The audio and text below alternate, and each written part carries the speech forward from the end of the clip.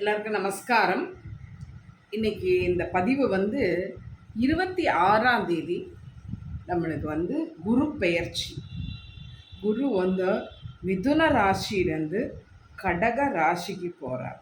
அப்போ அந்த கடக ராசிக்கு போகும்பொழுது அவர் என்னெல்லாம் யாருக்கெல்லாம் எந்த மாதிரியான, அதாவது மத்தியானம் 11 மணிக்கு மேலே அவர் வந்துட்டு 12:49க்குள்ள, அதாவது 49 நாழிகை, காலம்புற 11 மணிக்கு, ஓகேவா, புனர்பூச நட்சத்திரம் 3ஆம் பாதத்துலேருந்து, 3ஆம் பாதத்தில் மிதுன ராசிலேருந்து புனர்பூச நட்சத்திரம் 4ஆம் பாதம் கடக ராசிக்கு குரு பெயர்ச்சி ஆறார். ஏன் குரு பெயர்ச்சி இத்தனை இம்பார்ட்டன்ட்? பரிபூர்ண சுபர். நம்மளுக்கு எதாவது நல்லது நடக்கணும்னா அவர் பார்வை இருந்தால் தான் நல்லது நடக்கும். ஸோ அவர் எங்கே இருக்கார் ராசிக்கு, அதை வச்சு தான் அதோடைய பலன்கள். அவர் வந்து 12ல் இருந்தார்னா பலன்கள் குறைவு. என்ன, அப்போ அவர் வந்து 12ல் மறைஞ்சு போயிடுறார். 6, 8 இந்த மாதிரியெல்லாம் வரும்பொழுது எப்படியெல்லாம் ஆகும். இது இருந்தாலும் தசா புத்தி தான் மெயின் எப்பவும் போல. ஆனால் இந்த தசா புத்தியில் சப்போஸ் இப்போ வந்துட்டு நம்மளுடைய மீன ராசியில் சனி பகவான் இருக்கார், 7.5 சனி ஓடின்னு இருக்கு. ஆனால் அவருடைய 5ஆம் இடத்துக்கு, பூர்வ புண்ணிய ஸ்தானத்துக்கு வந்து குரு வரார். அங்கேருந்து 9வது பார்வையாக பார்க்குறார். அப்போது சனி பகவானை வந்து சுபத்துவம் பண்ணுறார். அதனால இந்த மீன ராசிக்காரர்களுக்கு ஒரு வருஷத்துக்கு ஒரு சின்ன ரிலீஃப் இருக்கும். ரொம்ப மோசமாக இருக்கிறத விட கொஞ்சம் ரிலீஃப் கிடைக்கும். அந்த மாதிரி இருக்கிற குரு பகவான் எந்தெந்த ராசிக்கு என்ன பலன் கொடுப்பார் அப்படிங்கிறத சொல்கிறோம். அதை தவிர நம்மளுடைய திருநேத்திர தசபுஜ வக்கரகாளி கோவிலில் பரிகார பூஜைகள் நடக்கிறது. அது வந்துட்டு அதோடைய நம்பர் நான் கொடுத்து விட்றேன். நீங்கள் வந்து டிஸ்கிரிப்ஷனில் வந்து நம்பர் வரும். நம்பரில் கூப்பிட்டு அவர்கிட்ட பேசி பண்ணிக்கலாம். என்ன புக்கிங் பண்ணுமோ பண்ணிக்கலாம்.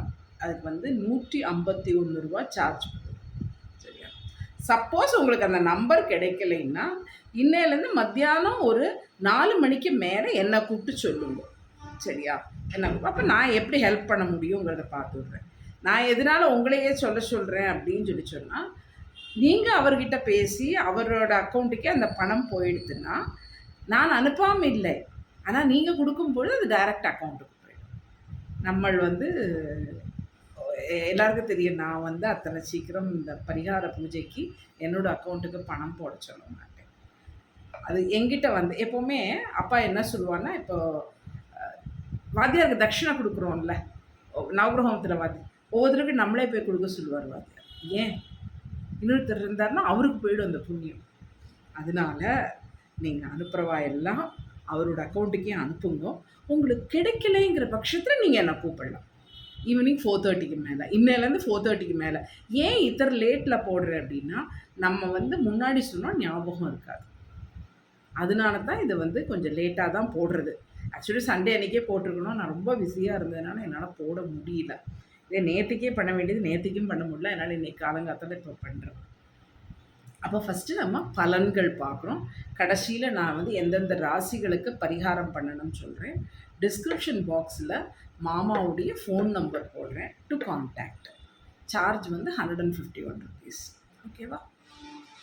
இப்போது நம்ம மேஷராசியில் அஸ்வதி, பரணி, கார்த்தி 1ஆம் பாதம் இது வரைக்கும் இருக்கிறவங்களுக்கு என்ன அப்படின்னு கேட்டால், அவளுடைய 4ஆம் இடத்துக்கு அவர் போகிறார். என்ன, 4ஆம் இடத்துக்கு போகிறதுனால அவருக்கு என்ன ஆகும் அப்படின்னு பார்த்தா, வீண் அலைச்சல். 4ஆம் இடம்ங்கிறது அம்மா, அதனால் அம்மாவுக்கு உடல்நிலை பாதிப்பு. அதுக்கப்புறம் வீண் பழி.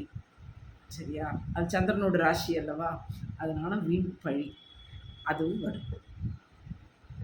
2வது ரிஷப ராசிக்கு கிருத்திகை 2, 3, 4 பாதங்கள், ரோகிணி 4 பாதங்களும், மிருகசீரிஷம் 1, 2.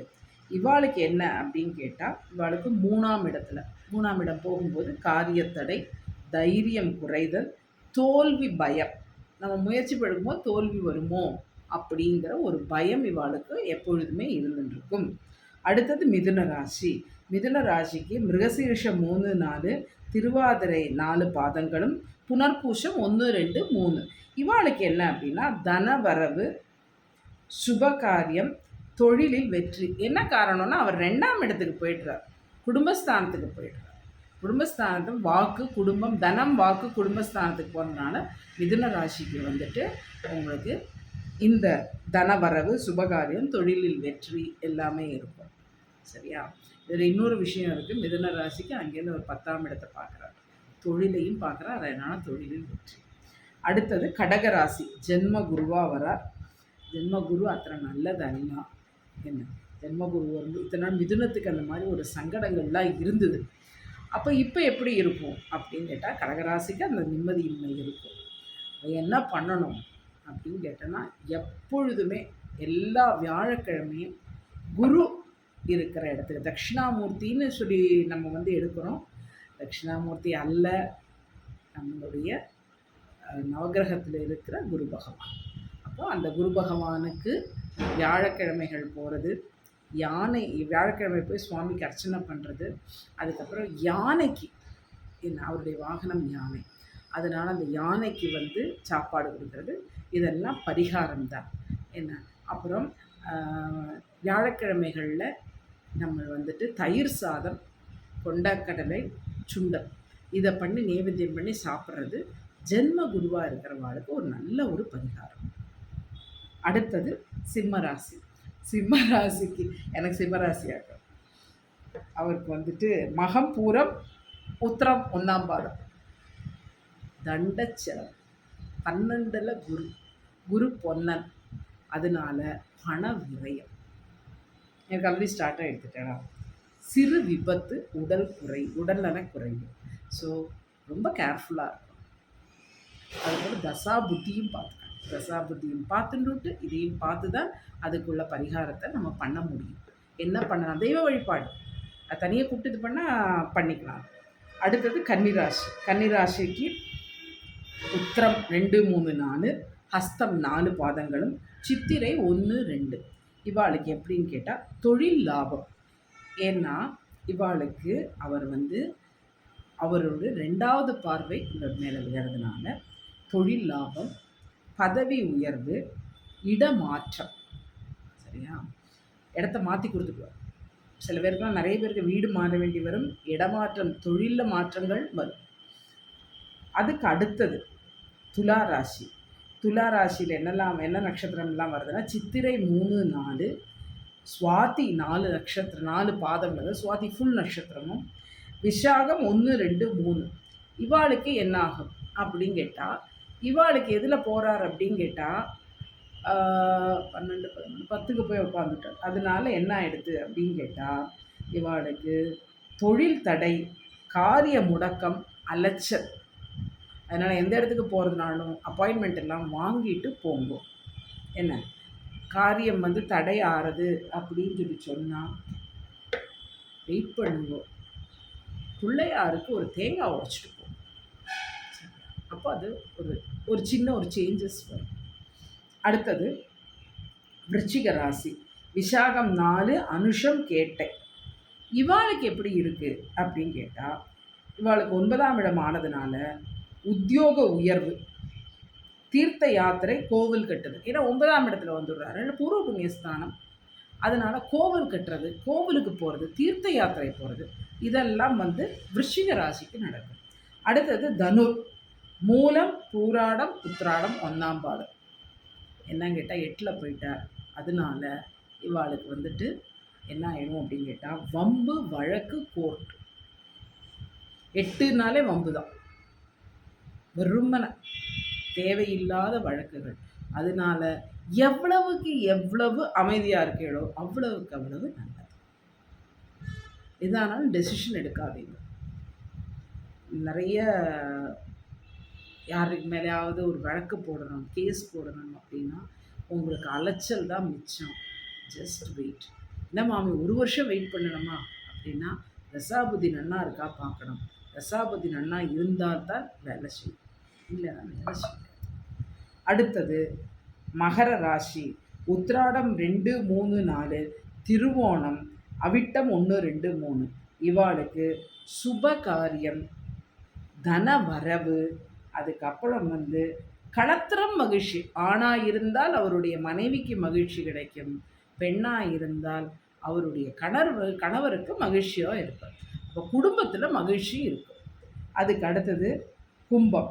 கும்பம் வந்துட்டு அவிட்டம் 4, சதயம் எல்லா டோட்டல் பாதங்களும், அதுக்கப்புறம் பூரட்டாதி 1 2 3 பாதங்கள். எதிரி பிரச்சனை, கடன், நோய். 6ஆம் இடத்துக்கு வந்துடுறார். அப்போது நோய் வரும். நோய் வரும்போது என்ன பண்ணணும்?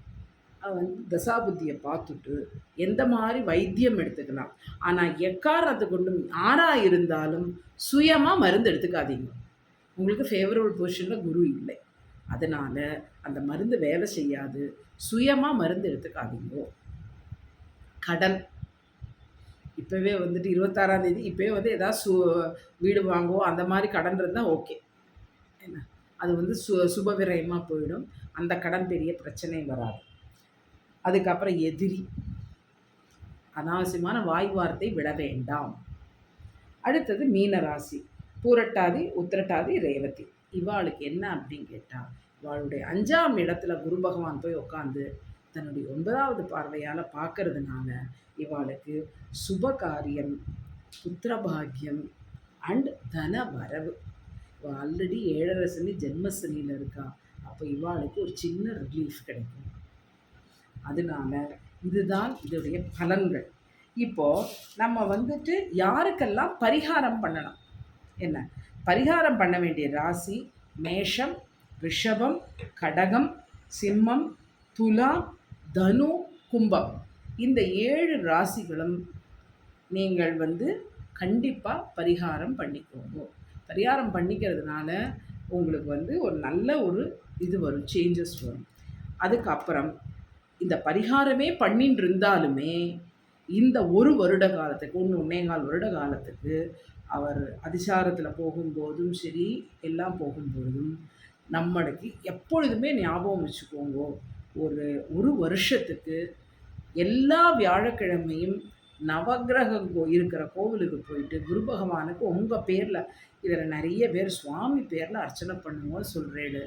சுவாமி பேர்லாம் அர்ச்சனை பண்ணாதீங்க, உங்கள் பேரில் அர்ச்சனை பண்ணுங்க. வியாழக்கிழமைகளில் நீங்கள் வந்து தயிர் சாதமும் கொண்டக்கடலையும் நைவேத்தியம் பண்ணுங்க. பிராமணன் பார்த்தா, ஏன்னா குரு பகவான் வந்து பிராமணன், அதனால பார்த்தா நமஸ்காரம் பண்ணுவோம். பிராமண போஜனம் ஒரு பரிகாரம். பாடசாலைக்கு போய் பரிகாரம் பண்ணுறது ஒரு விதம். அங்கே போய் வஸ்திரம் கொடுக்கறது, ஆனைக்கு சாப்பாடு கொடுக்கறது, குருவாயூர் தரிசனம், என்ன அதனால குருவாயூரும் வந்து மேஷராசிக்கு வந்து இதே வந்து குருவாயூரப்பன் தான் வந்துட்டு போக வேண்டிய கோவில். அதனால் குருவாயூருக்கு போகிறது இது எல்லாமே நல்லதை கொடுக்கும். இப்போ நம்ம வந்துட்டு நான் எப்பவும் போகிற கோவில் வந்து திருநேத்திர தசபுஜ வக்கரகாரி.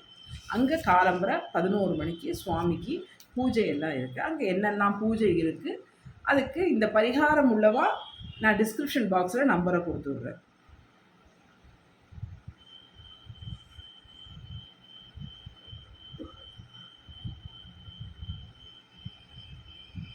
அங்கே வந்து காலம்பரை 8:30 மணிக்கு ஹோமம் ஆரம்பம், குரு பரிகார ஹோமம் ஆரம்பம்.